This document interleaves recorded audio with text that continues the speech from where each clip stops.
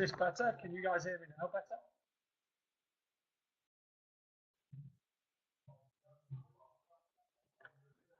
Is this better in terms of hearing? Or is there too much background noise? Is that better? Nick, are we good to go? Perfect. All right, I'll take my earphones off. So what I'll say just quickly, we're going to focus on brain-centered learning. There's a lot of topics that I could talk about today and a lot of areas that we could go into, but I want to spend a real amount of time focusing purely on how are decisions made, how does this link to your game style and your philosophy. So to get straight into the topic, the first thing for me is, what is your game style? How do you see the game being played? What do you want your teams to play, or how do you want your teams to play? Now, everyone talks about possession-based teams. We talk about counter-attacking. We talk about high pressing, or some people use them as counter-pressing. They want team individuals that are going to outplay out things. These are all fancy words, and that doesn't necessarily describe your game style. I've worked at quite a few number of clubs at academy level and the professional game, collegiate level, and as a director of coaching currently in the US. Well, the biggest thing for me is, how can you simplify what your game style is and what it represents? So with that in mind, that's going to underpin all the decisions that we're wanting to try and get better at for our players and for us as coaches. So here's a snapshot of what I describe as my game style. The teams that I work with, I always talk about, we want to play exciting and effective possession-based approach, focusing on our collective ability to play in the future in order to create goals and prevent goals, with the value being able to operate under changing circumstances. What does that mean? Well, I've worked for teams where they've said we're a fast attacking possession-based team. We want to retain and regain, etc. And what does that mean? Well, here I'm saying I want exciting because we're in the entertainment business. So whether you're coaching under 9, some of you are working with under 10s, some of you have seen on the group chat and working with under 19s, some of you might be working with seniors. At the end of the day, the game is the player's game. So we want it to be exciting. We also want the possession to be effective. So obviously, if we can build up possession short and attract pressure, great. That creates space for him behind. But the best pass in the world is if you can gain territory. If you can get in behind, great, not a problem. So it's effective use of possession. I don't think we have to look at possession as a purist point of view. We can exploit possession in a number of different ways. And the bit that I've used there, playing the future, that's a tagline that I use all the time, which effectively means, can you think about the what if? Can you play ahead of yourself? So I want players to be constantly anticipating and thinking about the what if all the time. And obviously, as clear as it says, we want to create goals and we want to try and prevent goals.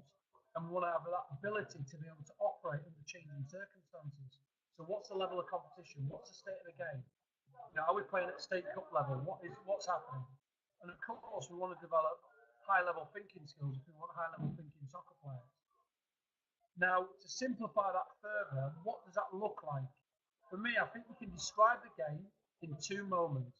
Now, of course, there's transition, which is in between. But if we describe the game in 2 moments, we're looking at you're either building up and scoring or disturbing and regaining. So we're looking at your ability to create, stop, or score goals. Okay? Now, here's a diagram that I'm sharing with you, an image if you like, on the 2 moments, and you can clearly see how I've split the phases. Now, this is absolutely fundamental. Some of you might be asking, how does this relate to brain-centered learning? How does this relate to how I coach with my under 10s on a Tuesday night? How it relates is, you've got your game style of how you want to play, and I challenge all of you to be real crystal clear and bulletproof in what your game style is, whether it's for your team or as a group organization, collectively, whatever it may be. What is your game style? Within that, you're going to have phases of how you play. So this is a model that I've been using over the last few years in terms of in possession, building up and scoring. We're looking at building up. So you're looking at how we build up from the goalkeeper's kick, how we play out from the back, how we step into midfield, how we make overlapping runs, rotation and balance, so how midfielders drop in to get on the ball, how people overlap and go beyond. We're always looking to be in balance. We're always looking to be in shape. Penetration phase, so how we break that opposition press, especially as we've seen in the current World Cup. A lot of teams are dropping into a deep or a low block. And the finishing phase, you want to create and score goals. And literally most goals are scored in and around the penalty area. Most goals are scored in and around the 6-yard box. On the flip side, if we're looking at stopping teams from building up, how do we stop them on a high press, mid block, a low block, or emergency defending? So what you're finding is within these phases, and I understand transition exists in between, within these phases, the scenarios and actions that the players will make, if that makes sense.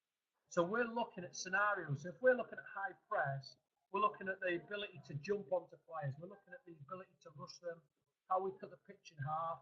We're looking at that high pressure immediately aggressive. If we're looking at a mid block, well, certainly right across the field, we want to protect, and I'm just drawing a little area here. Most teams will say short side. Sorry, it's not Picasso. We do not want to allow anybody to come down the centre. So this central area here that I'm drawing for you, for me, is absolutely critical. You've got to protect this area here, the centre of the pitch. And the reason why I draw that sort of horseshoe shape is effectively we don't want to allow teams to play through us. So if we can, we want to try and deflect them away from goal if possible. And we're going to use the lines as a second defender or etc. So I want you to imagine what scenarios will occur in each of these phases. Is it combination play? Is it playing around corners? Is it a fast pass? Is it a cross? Is it a one-touch finish? And these are principles of play that will exist, whether we're talking about width, depth, innovation, when we're talking about compactness, narrow, etc. Now, going further, when we talk about, and this is just from my experiences, when we talk about how we build up and score, we want to try and control and dominate possession as high up the field as possible, if we can, if that's your purpose. We want to try and score more goals. So here, and you'll get all this at the end of the presentation. Here's an example where a lot of the practices that I would deliver with the players would make reference to these areas of the field. So I would split the field into these areas so that you can see centre field, which is this area. So this is the centre field. Half spaces, which means the space in between the centre and the outside channel. And I would do a lot of half pitch or 3/4 pitch practices. And basically, I would design them in such a way that the players understand that, yes, we want to dominate and we want to spend most of our time in their half, psychologically. So how do we prepare possession once we're over that halfway line? How do we play around the opposition press or defensive structure? So if the opposition is set up in such a way, as we've seen in the World Cup, where they're quite compact and narrow, some teams are defending in a 5-3-2 formation, for example. How do we break that down? How do we get players to play in between lines? How do we play on the outside and how do we finish? And these are just some examples here that I'm sharing with you in terms of key principles that you might work on. And I hope this makes sense. I hope I'm not rushing through too quickly. Go forward is, you want the ability to go forward as early as you can. Once you've crossed that halfway line, we want to stay forward. You know, we don't want to have to force possession back. If we can, not a problem, we can play around. But in an ideal scenario, we want to go forward.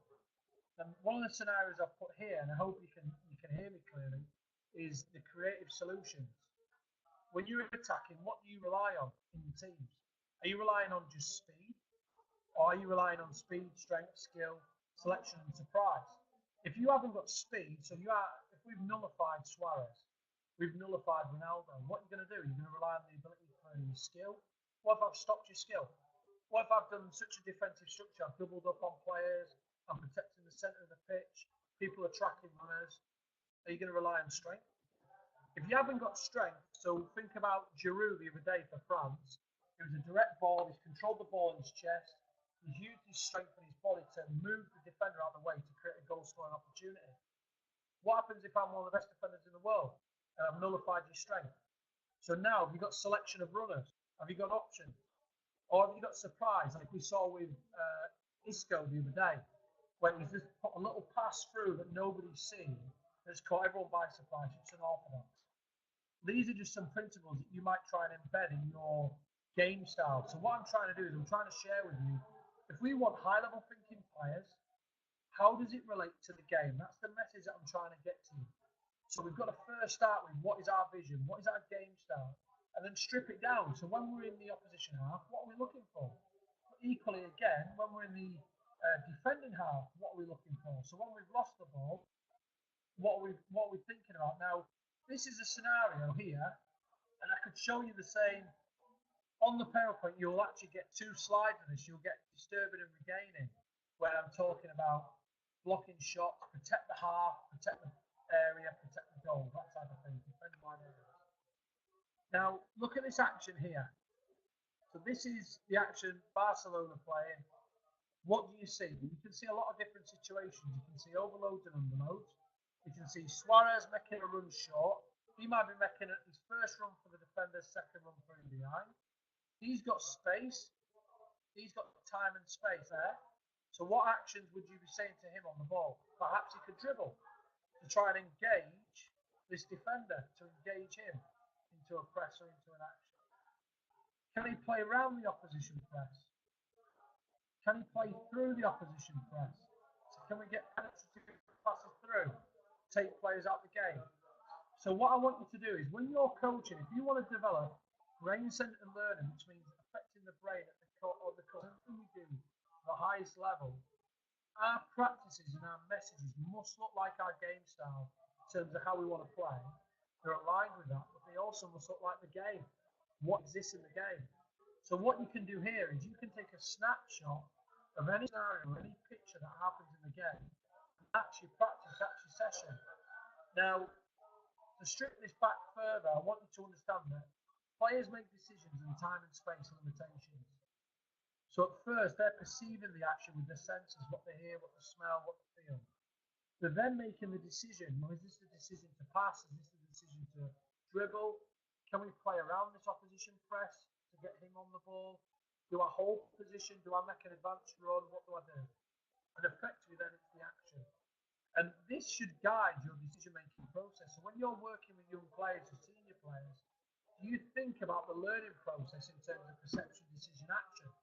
Because there will be times where when you're coaching, you have to short circuit this decision-making process. You have to go straight from perception to action. In other words, you've given them the answer. Sometimes you've got to give them the foundations. But in an ideal scenario, if we always do that, what do we get? We get fit players. We're not going to get intelligent thinking players. We're going to get robots. So what we don't want to do is we don't want a one-size-fits-all where we're always short-circuiting this process.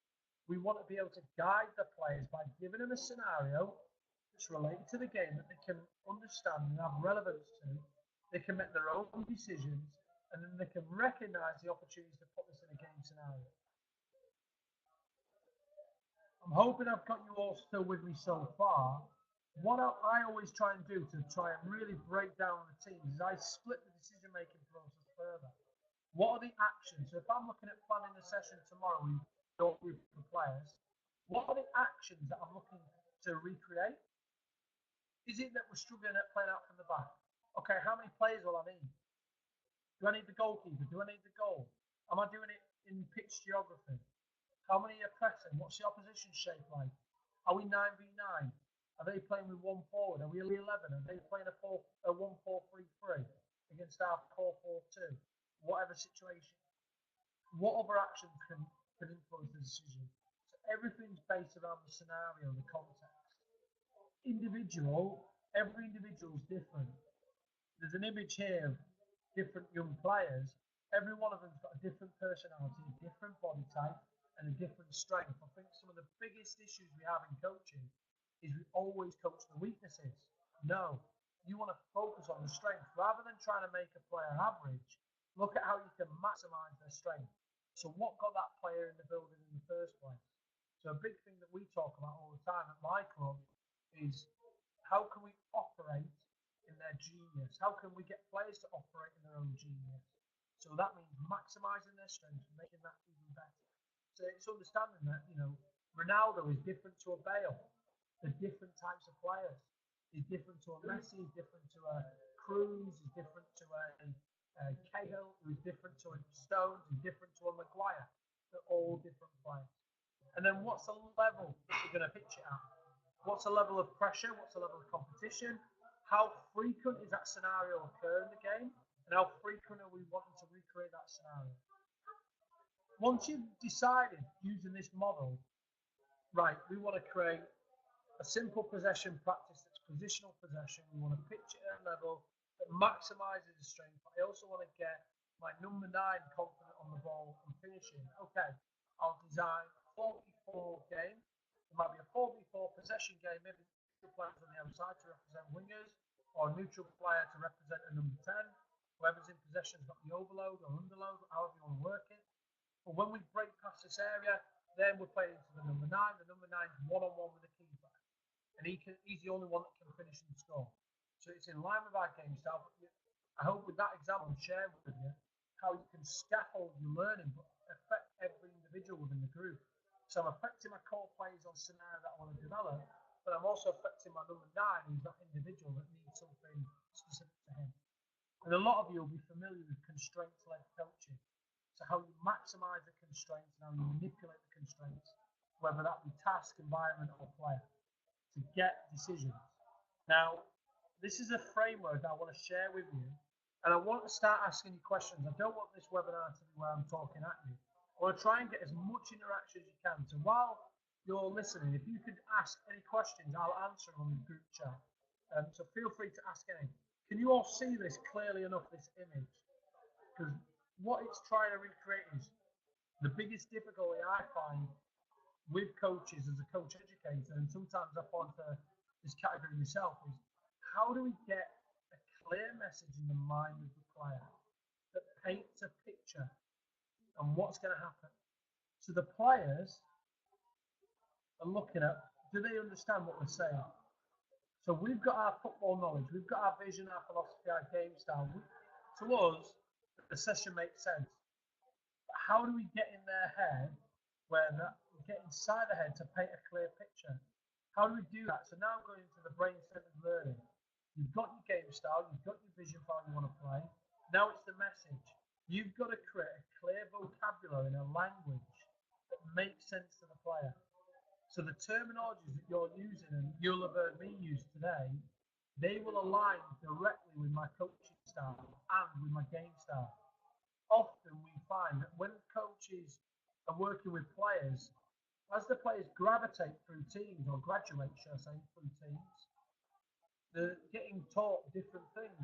So often it might be a similar sort of message, but it's a different word, and it can be quite confusing.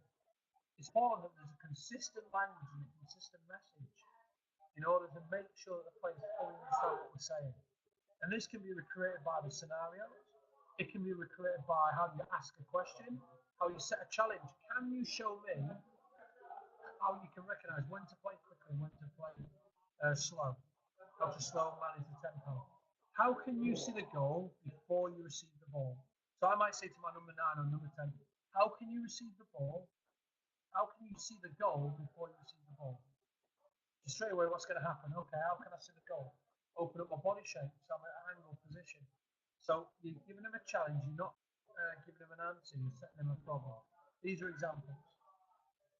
What you'll find when you work for this model, and this is a model that will really enhance your development, and I'm sharing a lot with you, you should look at the learning phases as action learning. Everything's based on the action that we're trying to recreate, whether it's that combination play, but we want them to recognise the solutions. We don't want to just work on patterns.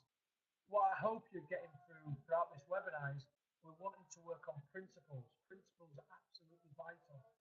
Now, when I'm coaching and I'm starting a session, I will activate the learning. So whether it's I'm setting a challenge, we're working on this today. What I want you to do, as we've got the ball, we're going to work the ball to the centre half. If we're working on, say, England with the back three, Maguire, Stones, and Walker, I want you to recognise how you can move the ball quickly in order to get Henderson on the ball. Henderson, how can you break the opposition block? What passes are you looking for? What triggers are going to allow you the time to be able to penetrate their block? Here's a scenario, off you go. It's 5v6 or wherever it is, off you go. So you've activated the learning. The key now to develop players who are becoming more cognitive, and going back to my earlier slides, where we're talking about the decision, the action, the individual, the learning, and we're painting that clear picture in the mind of the player, we must now think about how do we allow them time to experiment. So on this model, what you'll see is experimentation. I think often what we do as coaches is we set a challenge and then immediately we go, stop right there, let me give you the answer. Stop right there, I'm going to give you the solution. No. Can we give them enough time when they can figure it out themselves? Whilst they're figuring it out, they're going to make mistakes. They're going to be experimenting. They're going to get success as well. The key now of the coach and the master art of the coach is that communication that I spoke about earlier. Your ability to intervene. How do you connect the dots to learning? And we know that learning is not cyclical, as simple as I've shared with you on this model. Learning isn't that simple. Learning is not linear, it's non-linear. Learning is very dynamic and everyone learns differently. But what you can find is that through that connection phase, to simplify it for you listeners, I want you to think about how do you intervene? How do you ask them a question? How do you pull an individual to a side? So you might just purely go, Tom, just come over here. You've not stopped the whole game. It used to drive me mad, right? In one of my last roles, absolutely drove me mad. The coaches would stop the whole practice. If you're stopping the whole practice or the whole game, you must have a bloody good reason. Because not every individual, unless it's a global message, not all individuals need the same information. So you've got to figure out how do I stop the practice when it's relevant. So if it's only a message for Tom, just come over here. How did you find that situation then? What happened? What could you have done differently? You're asking them questions. You're trying to get the answers out of the play. Can you make sure that they're doing most of the talking? So you ask questions, but don't answer the questions for them. That's another skill of a coach. While you're connecting the dots and you're doing individual drive-by coaching, you might be talking to them during the water break. You might be showing them on the field. You might be stopping and framing and moving the ball. You're connecting the dots. Now the key is step back. Step back. Allow the players to do it. Then they'll go into that implementation phase. And the implementation phase is literally where they're finding and making out the decisions. They're trying to apply them decisions. I hope this is making sense and it's not going too fast for you. What you will find, if you use this model, I always use this model to guide my learning and guide my assessment of learning. Because I'm always learning whilst I'm coaching. It's not it's a two-way process, not a one-way process. The players are getting as much as me as I am from them type of thing. That's what I'm getting at. There was one player I worked with at Rochdale. He actually played in the FA Cup recently. Unbelievable player. And I worked with him from under 11s to under 14s, and I was very, very fortunate to work with this young player. And with him, I used to use this model. So I'd activate a challenge. It might be, Dan, can you recognise how to protect centre pitch when we haven't got the ball? How can you track your runners when we haven't got the ball? Because you weren't always good at it. He's in the experimentation, getting some success. I'm working with him, so I'm connecting the dots.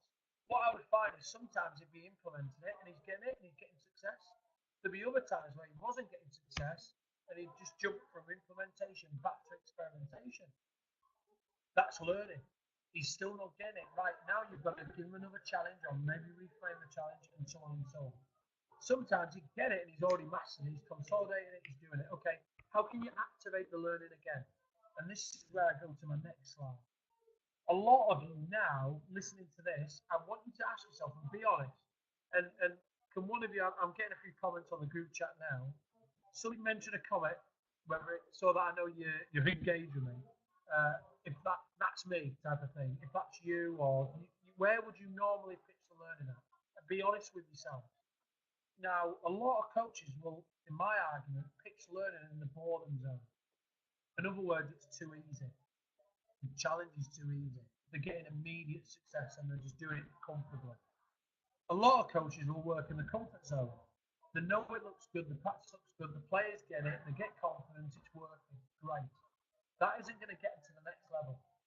The biggest issue you might find is, and a lot of coaches do this, and I'm guilty of this sometimes, is we pitch it too high a level, we're almost in the panic zone.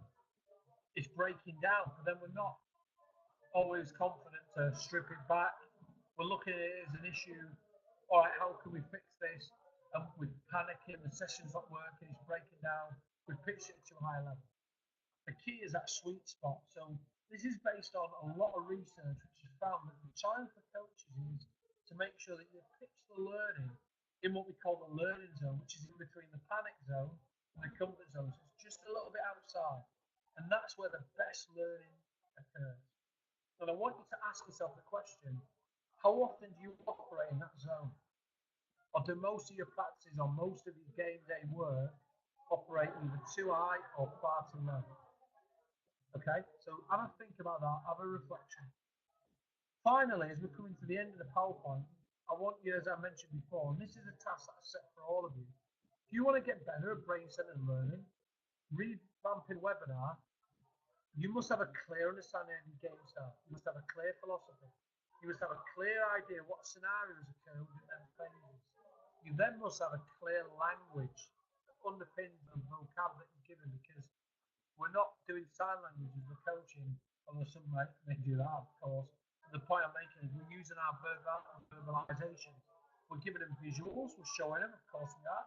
But a lot of the time we're talking. Football is a social interactive sport. Soccer is a social interactive sport. So I would challenge you to consider the language that you use in order to paint a picture in the mind of the player, and how much time do you spend planning your language, and what words will you focus on during the week to reinforce the learning. So what I mean by this is, whatever training session I take, I will focus on 2 or 3 clear words, and they're the decisions, and that is enough. I think as coaches, you must always consider bandwidth. By bandwidth, I mean not giving players too much information. You will know that there'll be some players that can consolidate 2, 3, 4, 5 pieces of information. There'll be others that can only consolidate 1, and that is enough. They physically cannot take any more information. What words are you going to use to make that crystal clear? So that's my challenge for you. Here's an acronym that I created that supports and underpins my philosophy, my own beliefs, and how I want to play. Now, I think this is important because you should all have a learning acronym. What is your learning acronym as a coach? What do you stand for? The learning acronym that I've introduced in my current role is SCORE, and that was actually designed by the coaches as well. And what that means is we're looking for players who are self-learners, they're creative thinkers, with an outstanding attitude, that are resilient to change, and are effective and efficient in how they operate. What that means is they take ownership of the learning, they'll want to find solutions, they're confident in and out of possession, they don't mind making mistakes, and that comes back to the environment that you create as a coach. And that's got to correlate with your match day behaviour. It's all well and good on a weekday if you're saying with your players, try things that are problem well done. But then on a match day, no, not in them areas. Now your behaviour doesn't correlate. So you must always make sure that you're consistent with the messages that you're giving out. Does the player have an outstanding attitude to learn? Do they want to be the best? Do they have a growth mindset? And are they resilient to change? It's not always going to go their way. Currently in the United States and currently where I work, we've just had tryouts. There will be players that didn't make the A team. There will be players that made the B team. There will be players that made the B and have moved up to the A, or even playing up an age group. There'll be players that are constantly in a losing team. How do you deal with all this? So this is a big key for you, is how do you develop your players to be more resilient to changing circumstances, both during the game and outside of the game, and effective and efficient in what they do, maximising the strengths. Thank you for listening. I've gone roughly for about 40 minutes there, so I wanted to try and do 35 to 40 minutes, and then I'd open it up to questions and a closing from Nick. Here's the book that I've recently published called Let's Talk Soccer, using game calls to develop communication and decision making.